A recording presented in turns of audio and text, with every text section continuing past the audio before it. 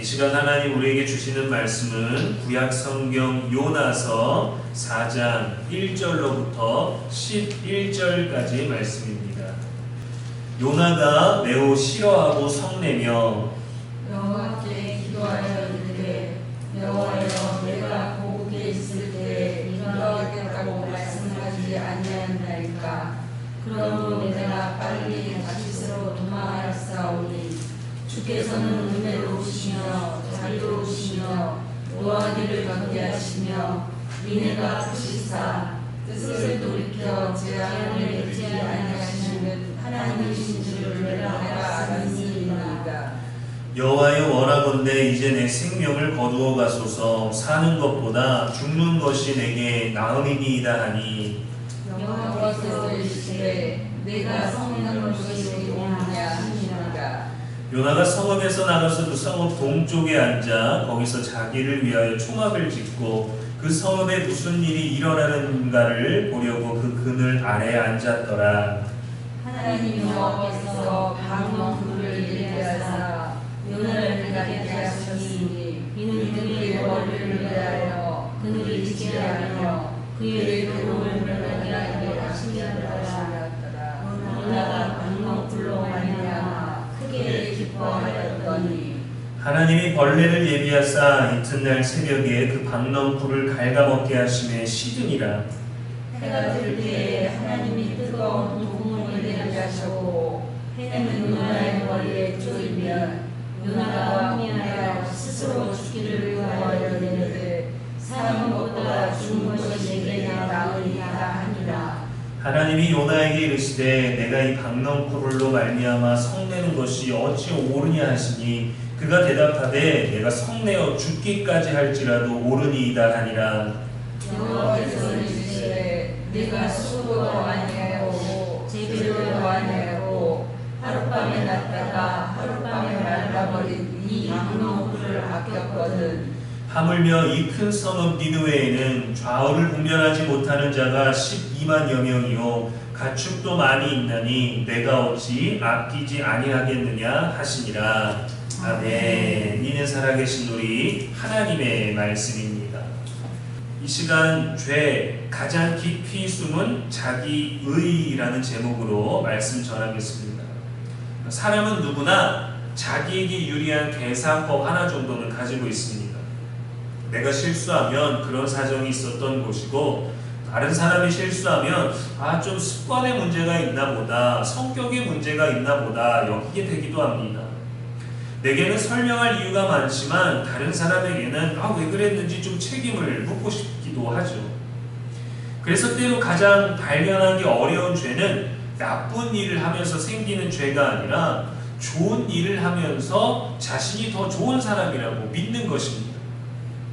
오늘 본문의 요나는 우상 숭배자가 아니었어요. 하나님의 말씀을 잘 아는 선지자였고 그렇게 살았던 사람이고 또 그 말씀을 전하기 위해서 큰 사명을 받은 사람이었습니다.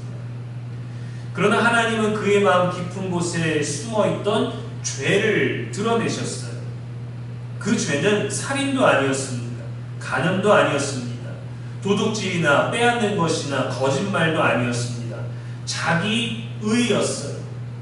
자기의란 하나님의 은혜가 아니라 내가 얼마나 옳고 괜찮은 사람인가를 근거로 자신을 그 은혜 가운데로 세우는 마음입니다. 자신의 도덕적인 삶과 신앙생활, 또 사회적 신분, 지식과 헌신을 근거로 내가 다른 사람보다 하나님께 더 가까이 있으며 더 많은 은혜를 받을 자격이 있다라고 여기는 이 신앙인에게만 있는 자기의가 있어요. 요나는 하나님의 명령을 받고도 니느웨에 가기 싫었습니다. 나름의 이유가 있었겠죠. 그런데 요나가 열심을 다해서 최선을 다해서 그 심판을 전하지도 않았는데 이 니느웨에 엄청난 회개운동이 일어났습니다. 이때 요나의 본심이 드러났어요. 2절 말씀에 여호와여 주께서는 은혜로우시며 자비로우신 하나님인 줄 알았기에 빨리 내가 다시스로 도망했습니다. 이상한 말이죠. 우리는 하나님이 은혜로우시기 때문에 감사하는데 요나는 하나님이 은혜로우시기에 화를 냈습니다.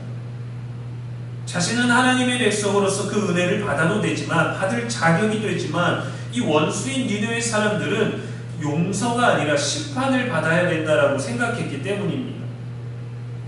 자기 의는 단순히 나는 착하다, 착하게 살아야 되겠다라는 그런 다짐과 그런 생각이 아니에요.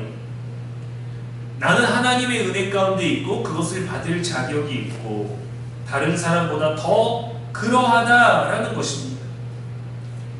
우리는 타인을 향해서 저 사람은 그런 자격이 없다라는 생각들을 늘 가지지는 않지만 얼마나 자주 그 비슷한 생각들을 합니까? 저 사람은 너무했어. 나는 저 정도로 하진 않아. 저런 사람까지 하나님이 용서를 하셔야 하나? 그래도 나는 이런 사람들보다는 낫지. 맞습니다.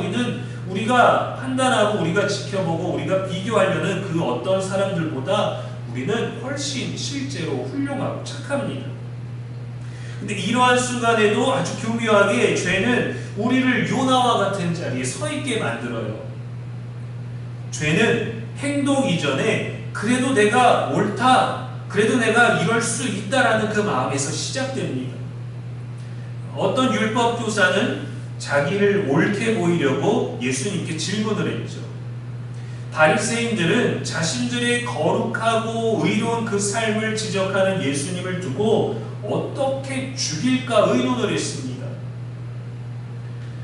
광주 여고생 살인사건의 범인 이 장윤기에 대해서 한 심리분석가는 그의 이 사건 전후의 상태가 아니라 그의 학창시절까지 가서 그의 심리를 면밀히 분석해야 한다라고 했습니다.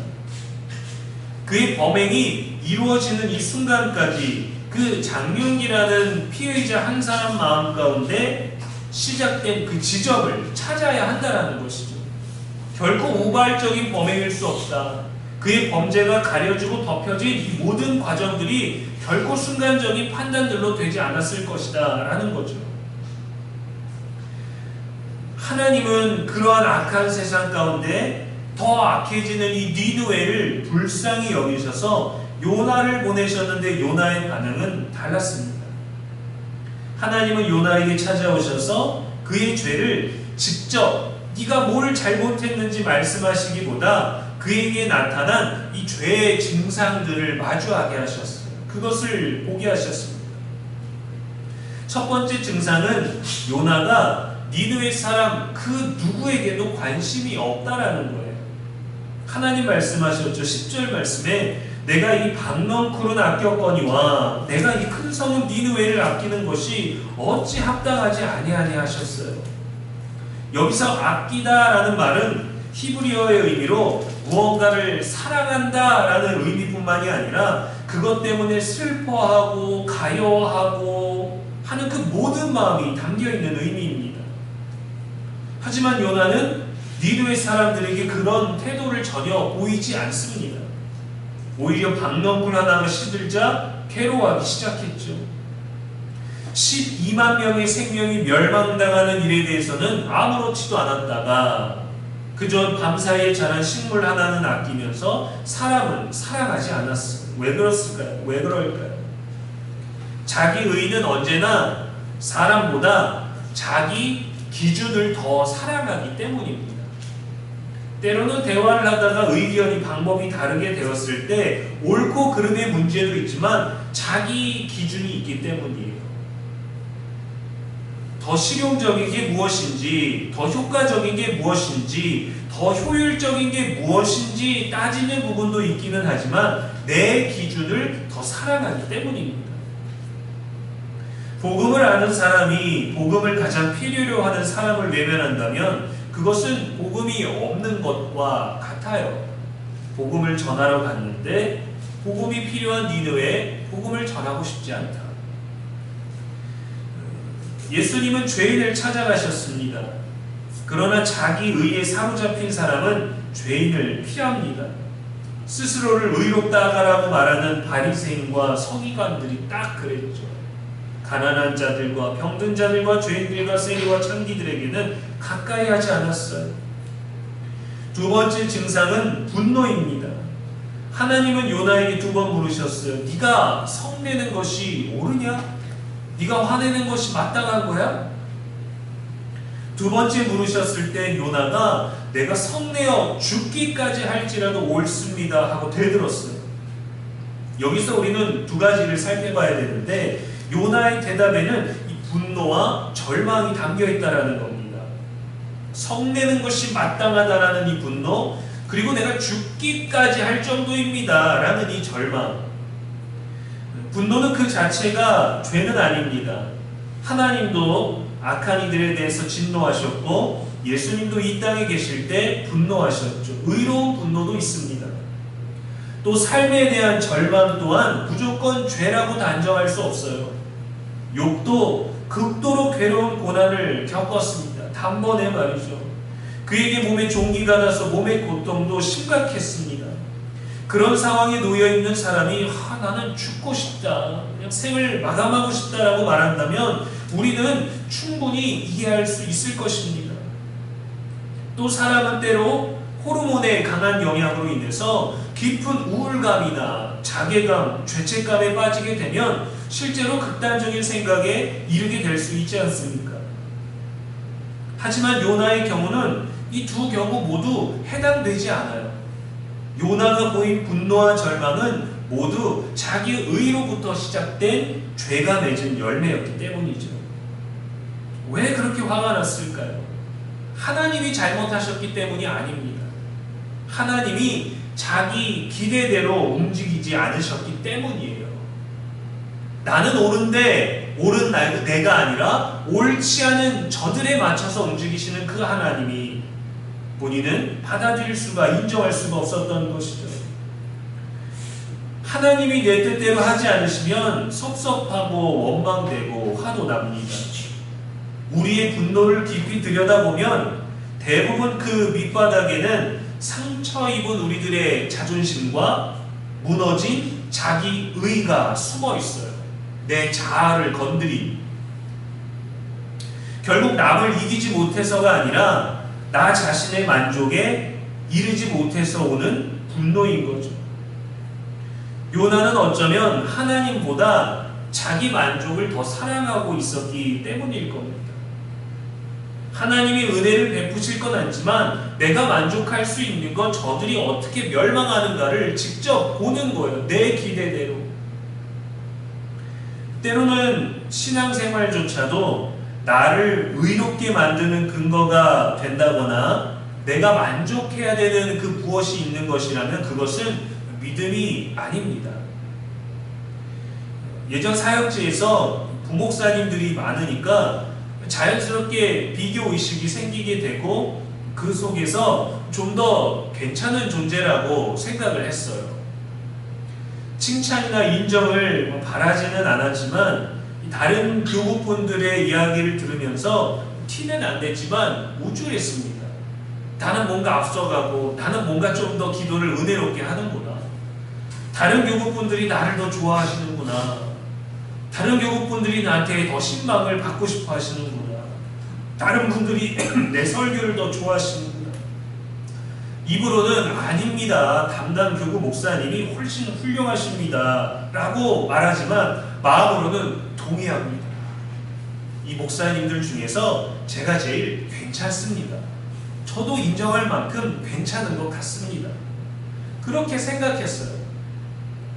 이건 믿음이 아닙니다. 순종도 아니고 헌신도 아니고 철저한 자기의, 남들보다 나은 무엇, 내가 만족할 만한 타인들의 평가, 그로 인해 자리 잡은 이 교만한 우월감, 자기의죠. 자기의가 무서운 것은 자기 자신에게는 잘 보이지 않는다라는 거예요. 교만한 사람은 자신이 교만하다고 생각하지 않습니다. 자기의에 빠진 사람은 자신이 은혜로운 사람이라고 생각합니다. 많은 사람들에게, 거의 모든 사람들에게 나는 무해한 존재다라고 생각을 해요. 그래서 하나님은 요나를 정죄하는 말보다 질문으로 비추신 거예요. 네가 화내는 것이 옳으냐? 왜 그렇게 화가 나 있니? 정말 네가 훨씬 더 잘하고 네가 그렇게 은혜롭고 네가 그렇게 남들보다 더 훌륭한 목회자냐? 이 존재에 대한 질문은 마음을 비추는 거울입니다. 행동에 대해서, 드러난 어떤 결과에 대해서 말고 우리의 존재에 대한 질문은 나를 비추게 만들어요. 나 자신에 대한 대답을 고민해야 한다면 그것은 우리가 비춰져서 보이는 대로 보기를 거절하는 겁니다. 외면하는 거예요. 아니야, 이건 내 모습이 아닐 거야.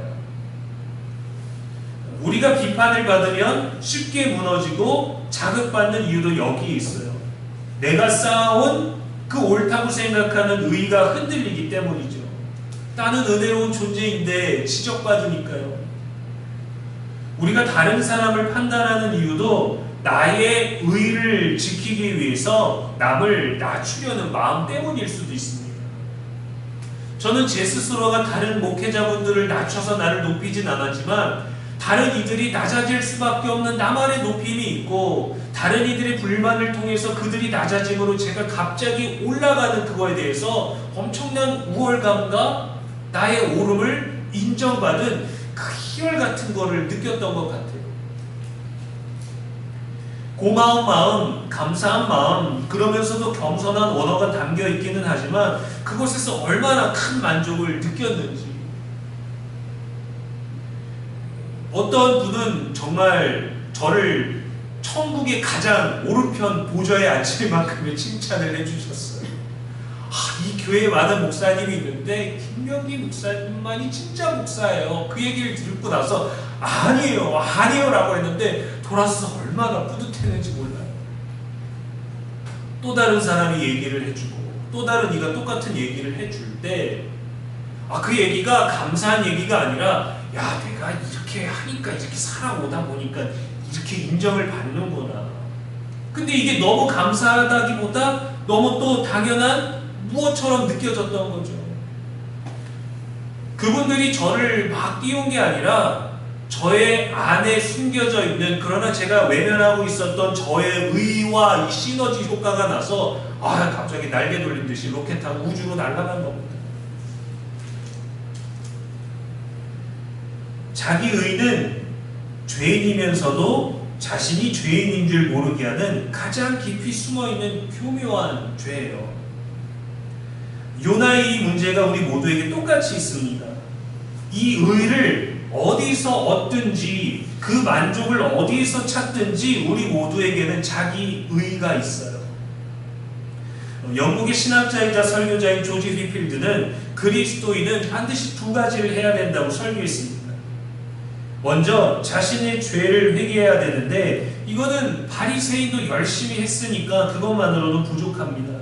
그래서 아울러 자신의 의도 회개해야 한다라고 했어요. 자기 의가 모든 마음에서 치워야 할 마지막 우상이며 그것을 치워야만 그리스도인이 될 수 있다고 했습니다.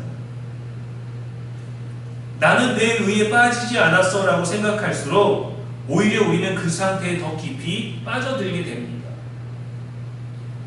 누군가 우리의 신앙, 우리의 삶, 우리의 태도를 비판하면 우리는 잘 견디지 못합니다. 아니 이게 왜 잘못됐다 그러지? 아니 이게 왜 틀렸다고 그러지? 비판이 우리 자신의 자아상을 깨뜨리기 때문이에요. 의라는 것이 우리 안에 구별되어 있는 옳음이라는 그 특정한 영역이 아니라 그 의와 우리의 자아는 같이 있기 때문입니다. 내 존재를 부인당하면 너무 기분이 나쁘죠. 어떤 행동 하나 때문에 너는 그래서 안 돼라는 말 굉장히 위험한 말입니다. 왜냐하면 그 순간에 있을 수도 있는 건데 언어 자체가 지금까지 너의 모든 걸 보니까 너는 그래라는 그 자아를 깨뜨리는 거거든요. 그 거절당함이 우리 안에 있는 의가 너무도 부정하고 싶은 거죠. 어떻게 할까요? 이렇게 깊이 숨어있는 우리들의 의를 우리는 어떻게 이 자기 의를 치료할 수 있을까요? 오직 하나님의 은혜밖에 없습니다. 오직 은혜예요. 우리가 뭘 할 수 있다, 해야 된다가 아니라 오직 위로부터 내려오는 은혜. 내가 마땅히 받을 은혜, 내가 받아야 될 은혜, 내가 성도로서 옳은 사람으로서 살아왔기 때문에 받을 수 있는 은혜 말고 하나님이 우리들에게 부어주실 은혜, 그 은혜가 필요해요. 하나님의 은혜는 세 가지 방식으로 우리를 치료합니다. 첫 번째 방식은 하나님은 끊임없이 은혜를 주십니다. 요나가 물고기 뱃속에서 구원은 여호와께 속하였습니다 라고 고백했죠. 그런데 니느웨가 용서받자 이 구원의 은혜를 잊어버렸습니다. 그리고 밤넝쿨 밑에서도 잊어버렸습니다. 우리도 은혜를 깨닫고 다시 잊습니다. 겸손해졌다가 비교하고 감사하다가 또 우리들의 합당한 자격을 주장하죠. 마지막 말씀의 엔딩은 어떻게 결과가 나오는지 말해주지 않지만 요나도 밤넝쿨 아래에서 하나님의 이 질문을 통해 깨달았을 겁니다. 그런데 또 그 이후에 또 잊어버렸을 거예요. 그래서 하나님은 끊임없이 우리들에게 은혜를 주십니다. 하나님은 지치시는 법이 없어요. 두 번째 방식은 하나님은 고통스러운 방식으로 은혜를 주십니다. 하나님이 명령하신 것과 전혀 다른 방향으로 가는 요나에게 폭풍을 내리시고 바다에 던져지게 하시고 물고기 밥이 되게 하시고 그가 아끼던 밤넝쿨을 통하여 뜨거운 동풍이 불어오게 하셨어요. 때로 우리도 의지하던 대상을 잃어야만 비로소 내면의 자기 의를 직시하게 됩니다. 우리가 보는 것은 상황이 악화됐구나 라는 것이 보이겠지만 하나님은 내면의 거울을 보여주셔요. 환경이 나빠진 것보다 고통스러운 게 뭐냐면 내면의 문제인 나 자신을 직접 봐야 하는 겁니다. 욥처럼 육체적인 고통과 관계가 끊어지는 고통과 요셉처럼 형들에게 버림받아 노예로 팔려가고 누명을 써서 감옥에 가게 되는 그 모든 고통스러운 방식으로 우리들에게 은혜를 주십니다.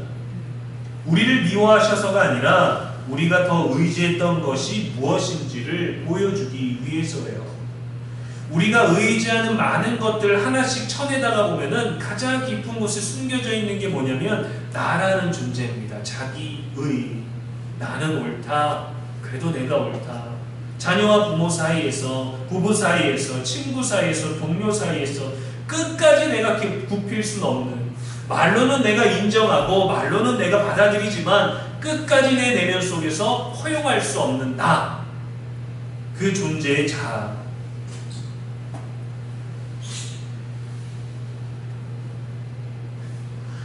하나님은 거기를 치시고 거기를 무너뜨리십니다. 그렇게 우리들에게 은혜를 주실 때가 있어요. 마지막으로 하나님은 사랑으로 은혜를 주십니다. 하나님은 분노하는 요나를 버리지 않으시고 물으셨어요. 네가 성내는 것이 옳으냐? 하나님은 요나가 싫어하는 니느웨를 사랑하셨고 니느웨를 미워하는 요나도 사랑하셨다는 말씀입니다. 끝까지 질문하시고 끝까지 기다리셨어요. 왜 그러셨을까요?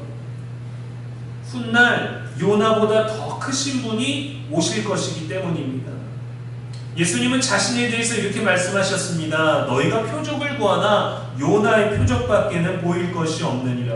그리고 요나보다 더 큰 이가 여기 있다. 그게 바로 사랑의 완성이었어요. 사랑의 결정체가 우리 앞에 나타나는 겁니다. 요나보다 더 큰 이가 여기 있다. 요나보다 더 큰 게 대단합니까? 요나는 불순종한 선지자고 복음을 전하지 않은 선지자고 하나님께 대들었던 선지자고 하나님께 죽기까지 성내어도 옳다고 자기가 가득했던 사람인데 그것보다 큰 게 놀라운 겁니까? 우리는 여전히 허용할 수 없는, 이해할 수 없는 그 영역에서 머물러 있지만 주님 말씀하신 건 다른 의미예요. 요나보다 더 큰 이가 무엇일까? 요나는 폭풍 속에 던져져서 배에 타고 있던 사람들을 살렸습니다.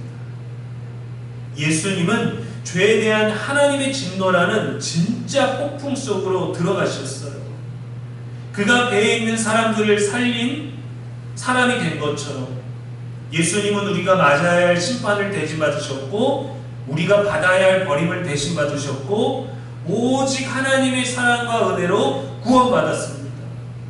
그래서 요나보다 더 큰 예수님이 십자가에 내던지심으로 인하여서 우리가 이 끊임없고 고통스러운 방식으로 사랑으로 다가온 이 은혜를 누릴 수 있는 겁니다.